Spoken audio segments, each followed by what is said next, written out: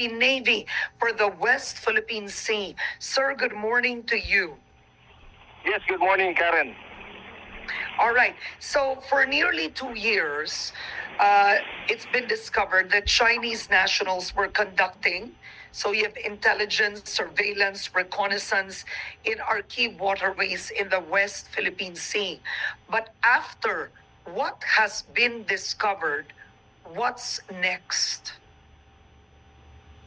Yes, right now, with the shift that we are doing to external defense, our systems and procedures have also shifted. We are now looking at the bigger picture, Karen. This would include our internal processes, how to safeguard not only physical security for our establishments, but cyber, communications, human security. These are all ongoing, and this is not because of what has transpired with those alleged spies. This is because of the shift that we have done, which started roughly 2 years ago. Now, you were able to remove, that's not the perfect word, but the monster ship, right, from our waters.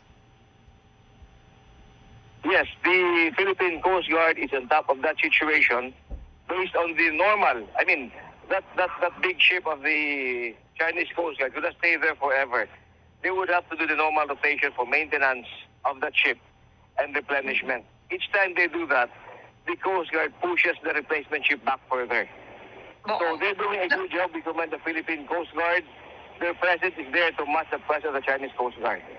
Okay, so ang tanong ko, was that monster ship, do you believe was that part of the intelligence, reconnaissance, espionage? Was that part of it? It is not a matter of whether that is part of the illegal ISR activities being conducted on land. What we should look at, Karen, is that we are being, shall I say, battered across the different instruments of national power. Politically, economically, socio-culturally, militarily, even on the law enforcement side. So there are different efforts to, shall I say, put us on a higher footing, to make us more alert. If we look at the political side, we had a local chief executive last year who was found out of a dubious background. On the environmental side, we see black sand mining. On the economic side, we see POGOS.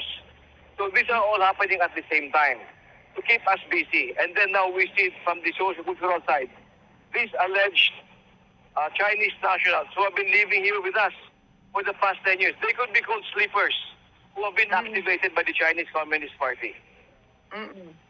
Okay, now, there were markers, right? So the Philippine Navy has flagged espionage, but there were specific markers as to why. And I'm going to read one part of the report that you've monitored is there were submersible drones with Chinese markings that were discovered in Masbate. Is this correct? Yes, that's correct, Karen. We have in our possession right now 5 different gliders. These are gliders, submersible gliders. 2 were found found in Calayan, 1 in Pasukin, 1 in Masbate, another in Initaw, Misamis Oriental. The first has already been through its forensic analysis assessment. The 4 others are still ongoing. And what was the purpose of those submersible drone? When one essentially places a submersible drone, so you actually have 5 with you, what does that do underwater? In general terms, these are used to study the underwater terrain. These are used to map out depth of water, salinity, bottom samples, oxygen content, propagation of sound underwater. Sound is a very important dimension of undersea warfare. And the propagation of sound is affected by all those factors I mentioned: salinity, temperature, depth of water. So it's important kumbaga, for any country. They were mapping the terrain, tama? Yes, not only physical mapping, but knowing all the other details of the underwater environment within our EEZ. Oo. And And that is a violation. I mean, let's talk about in terms of given that they've done this within the exclusive economic zone of the Philippines, no country has a right to go this far. Ano lang dapat ang pwedeng gawin ng ibang bansa, whether it is China or any other country, within the EEZ of the Philippines? Yes, the United Nations Convention on the Law of the Sea, Karen, is silent on that. Different coastal states have different practices. For example, the U.S., they maintain that any activity, any research activity which is not for economic purposes is allowed, should be allowed. China, on the other hand, if a country conducts any research within the EEZ, they confiscate the equipment and get the data. So it depends on the coastal states how they enforce that. For the Philippines, the appropriate permits will have to be filed with the DFA for any research to be conducted. More so if they are for economic reasons. Oo. Tanong ko lang, sir, no, with the Maritime Zones Act that was essentially authored and sponsored by Senator Francis Tolentino, does that define essentially what foreign countries need to do within our EEZ, or that does not cover it?